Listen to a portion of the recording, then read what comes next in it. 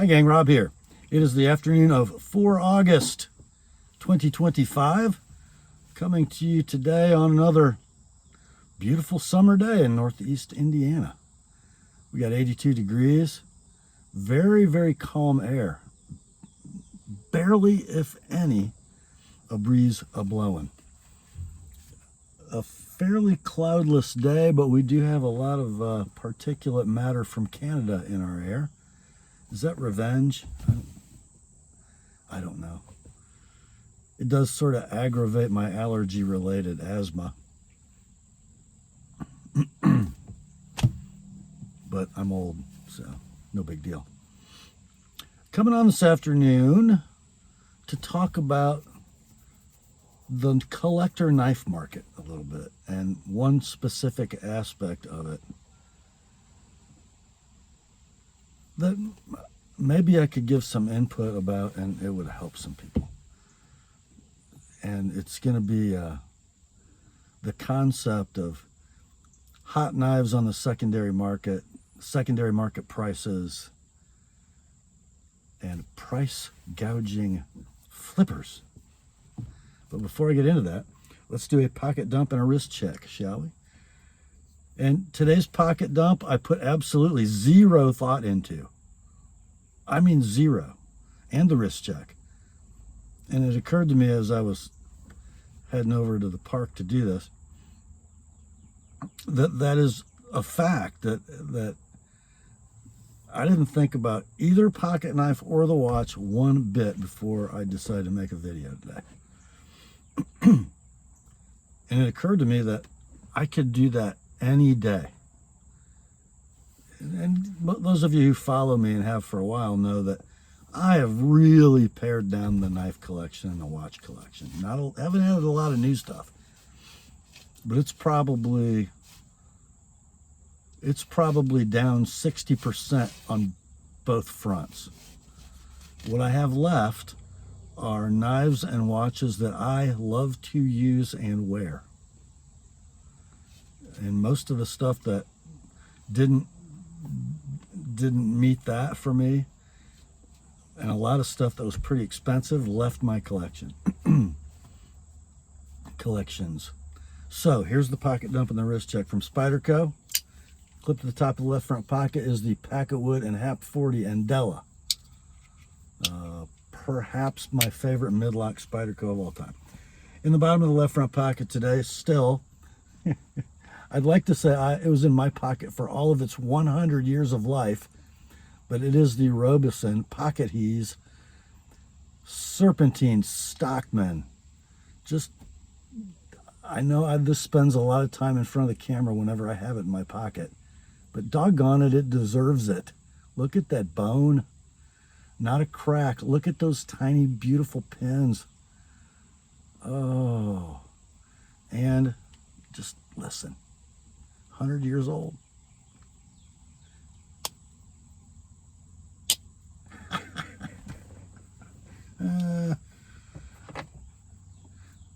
That'll be the last one that goes. It just will. I don't know. On the wrist today, it's a grab and go because I've worn it for about the last 4 days, and it's an automatic. So if I had not worn it for the last 4 days, it wouldn't have been grab and go, but it keeps excellent time. It's the White Dial Fugu automatic from Citizen on the Borealis Zulu Diver Tropic style strap. Okay, let's get into the topic. Every now and then I'll stumble onto a Facebook post from one of the knife groups I'm in, and I'm not in very many, and I don't spend a lot of time there. And it'll be someone who is on sort of a rant or a whine about a knife that he couldn't get and how much he has to pay 2 days later on the secondary market. And I don't know, with more regularity than any other brand that I see, it involves Great Eastern Cutlery. And the reason I'm posting this video now and kind of waiting till now is because the GEC market has cooled. Bills prices have gone up. making more numbers. Maybe the traditional market is cooling, so the secondary prices are coming down, very close to about 100% of web retail, which that's good for everybody, by the way. It's absolute more knives, more stable prices on the new and the secondary market. That should make people happy, but occasionally, there's one that gets white hot again. And it happened within the last week. I stumbled across one of these threads. And usually, especially if it's a rather new collector, the post is maybe just in a little bit of disbelief at how that market goes. And they come into it with sort of a winsomeness, a wide-eyed naivete. And then the comment thread is where all the venom comes out. If I had a nickel for every time I saw these two words in the same paragraph, I'd be a very rich man. Price gouging flipper. And I posted something, not on my the Apostle P page, but on my Rob Bixby page on Facebook, just kind of a post designed to get some conversation going. Basically, my thesis was this: price gouging on any item that isn't a necessity of life, especially when it comes to collectible items that are pure desire and luxury. They serve no utilitarian purpose in our lives. Price gouging is impossible, because these are totally elective purchases. So it's incumbent upon each of us as buyers/collectors to understand our own finances, our own financial priorities, and our desire to generate some joy by owning this elective purchase. So there is no such thing as price gouging in the collectible knife market. And I'm going to try not to use denigrating negative terms in this video, because I don't want to hurt anybody's feelings. I want to kind of help us all understand and get on a little more mature level when it comes to the emotions of knife collecting. And somebody responded on the Facebook thread that it's almost the same thing with watches. So if you're a watch collector who stumbled in here by mistake, this will mean something to you too. So let me lay a little track on what a flipper is. So a flipper is someone who seems to cheat or be astonishingly good at scoring multiples of a knife drop or a watch drop that sells out in seconds. Now, is it because, and I'll pick on people I know, is it because Jonathan Gaither paid Jay Rao at Knife Ship Free to make sure he got one of these knives? 99.997438% of the time the answer is no. I made up that number. It's just no. It just is. So what that means is a flipper, somebody who seems to regularly score every drop and multiples of every drop of highly sought after cutlery. How does he do it? Well, he spends a lot of time researching how retail websites work. He spends a lot of time researching how many computers and how many different ways into that website does he need to cover every time a drop happens. How much hardware is that? How much time is that he spent putting this system of capitalism together? And then he's got to be smart enough to gather all this data and put it together into something that actually works. And then he has to be available at the times these drops happen. And he needs to know the nuances of how to put things in his cart and how to check out quickly. Is it adding up, guys, in your minds? How much time, personal investment, and mental effort do you put into your job every day? Does it sound like that much? For a lot of us, I think the answer is no. Why do they do that? So they can make a profit. How much profit? As much as the market will bear. You guys, the collectors, the consumers, you get to determine what the market will bear. And your survival doesn't depend on, is not a factor in that equation. It's a totally elective, luxury, frivolous purchase. Asterisk.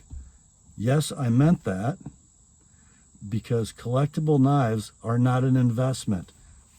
They're one of the worst ROIs of anything you can own. So don't go there.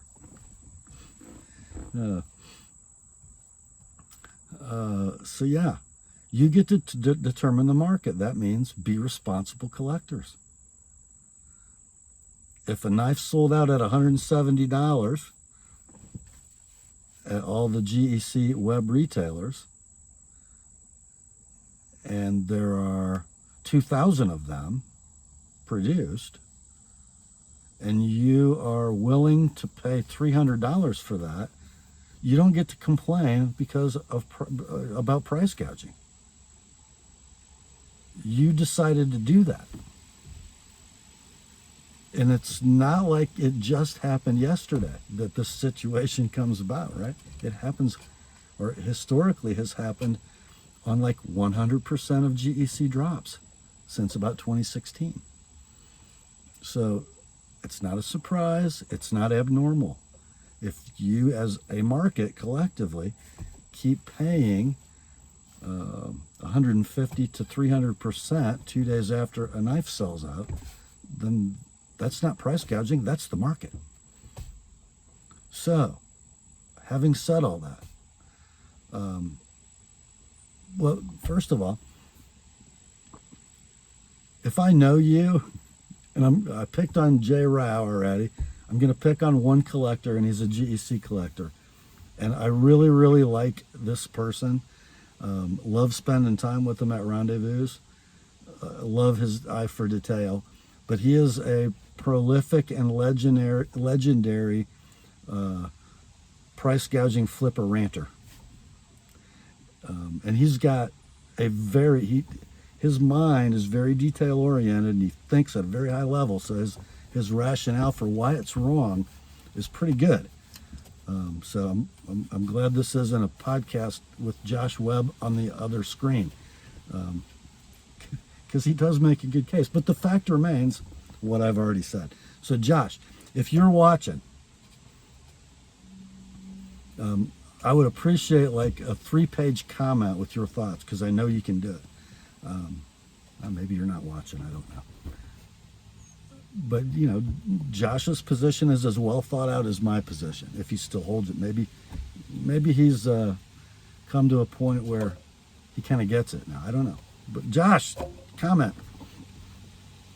Anyway, so how can you as a collector, and especially if you're a new collector, and this is kind of opening your eyes, how do you avoid the market peak? So Great Eastern Cutlery knife, this is web retail, this is 2 days after it sells out in 3 minutes. Does it stay up here forever? No. Does it go up? No. It goes like this on some kind of an angle and trajectory, and it levels out over time. So some of you may have already gotten that from that little visual. How do you buy? And we'll just keep it on Great Eastern Cutlery, because they've probably been the strongest, the longest in secondary market value.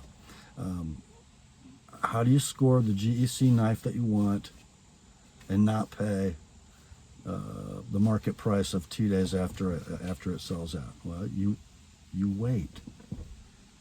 You wait. Are they going to be for sale? Yeah. Do you know how to be in places where they are for sale? Yeah. If you don't already, you can find out with very little work. Thursday nights, 9 o'clock, the Apostle P channel. Seriously, this video isn't about marketing my consignment business at all. But if you wait 6 months, a year, after that hot drop starts to cool off, and you can still buy like new in-tube examples on the secondary market, that's the time to buy them. So what else happened during that year, let's say? You've had time to let your own emotional peak mellow out a little, and now the price of the knife has come down, your level of emotion has come down, and you can actually decide if you really got to have it. Not a bad strategy with great outcome, right? Killing two birds with one stone there. You're making a better, more studied decision with less emotion, and the price of what you're thinking about buying has come down. Pretty simple. It's a lot easier to do that, and nowadays especially, Great Easterns, when they settle to about what they sold for new, not a bunch more. Great example is last Thursday's knife sale. I'll link that in the description of this one. There's not much left, but I think all the GECs are gone, and if I remember right, there were 5. 3 of them sold on Thursday night or Friday, and then 2 of them sold after the price drop, I think. If the guy actually pays for the one last one. So yeah, and they were not priced super high at all. One of them was, but it was kind of special, and it wasn't like 2 years ago high. So it will happen. You just have to be patient. And the guys that are paying that peak right here, the guys that are paying that, they're buying on emotion. And if you're one of those guys, if you're ringing the bell right here, given what the rest of that graph looks like, maybe it's time to grow up as a collector a little bit. So that's one way to not be emotional about the secondary prices of hot knives. Here's the other.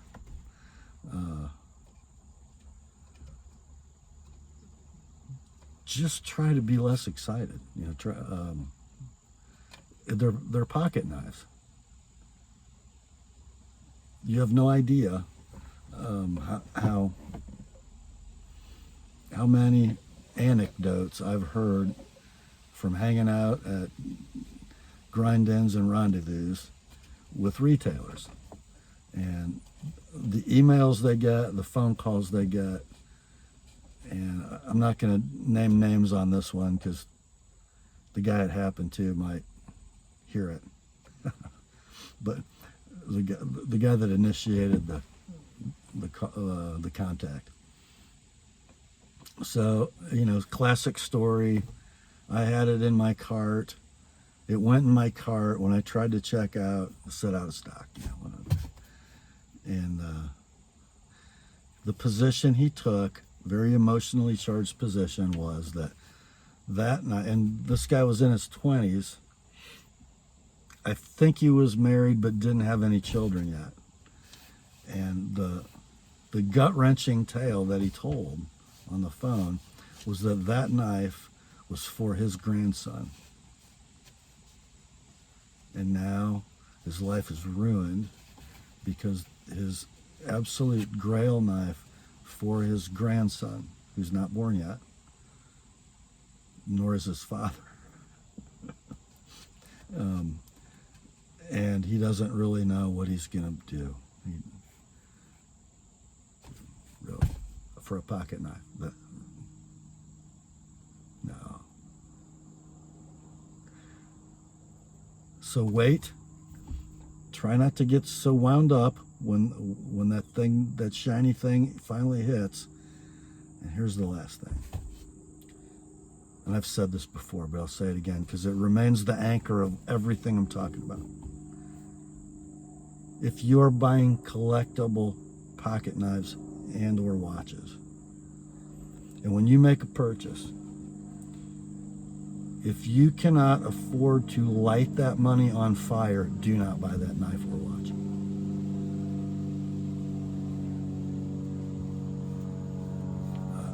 I had a transaction not very long ago where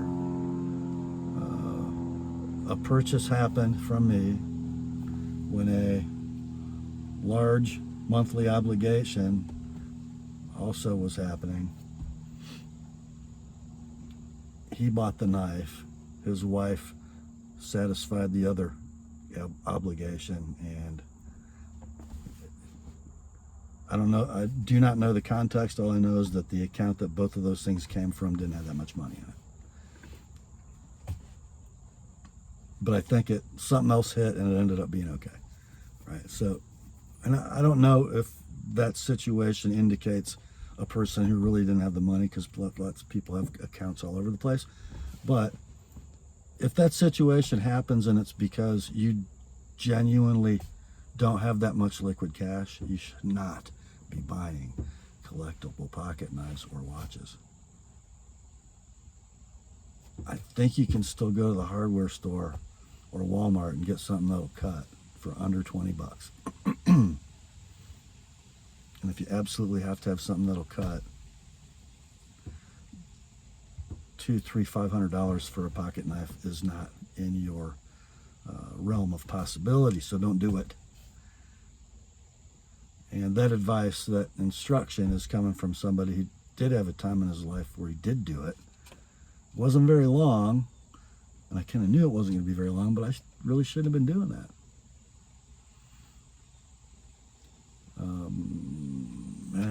And it wasn't fun paying that stuff off.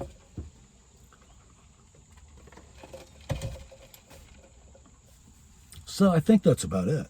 Have I covered that? And I'm not slamming anybody. I'm certainly not slamming a flipper. Those guys work for their money, and people willingly pay them. It's just not good form for a man, by the way.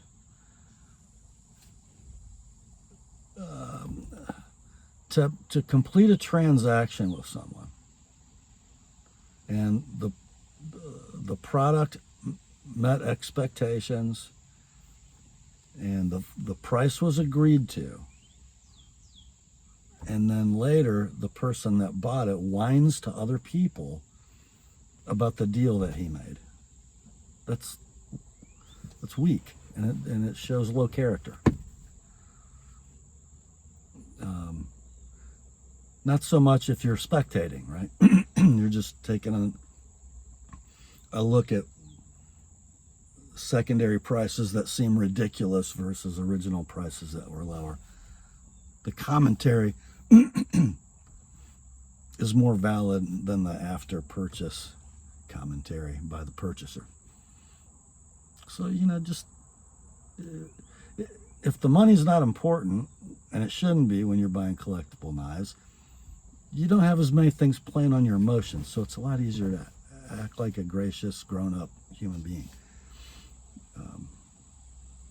And don't we really all want to do that? Do we really want to be buying our collectible stuff and feeling bad about it and having buyer's remorse because we really shouldn't have spent the money? And then in our process, our normal human nature process of wanting to blame someone else for that pain besides us, we say things that we probably shouldn't say. None of us wants to be that guy. So those of us who aren't that guy, who know that but have kind of grown through it, we need to be very gentle in the help that we give. So I just want you to know, if you fall into that category of somebody who needs to hear this, it's because I care about you that I'm saying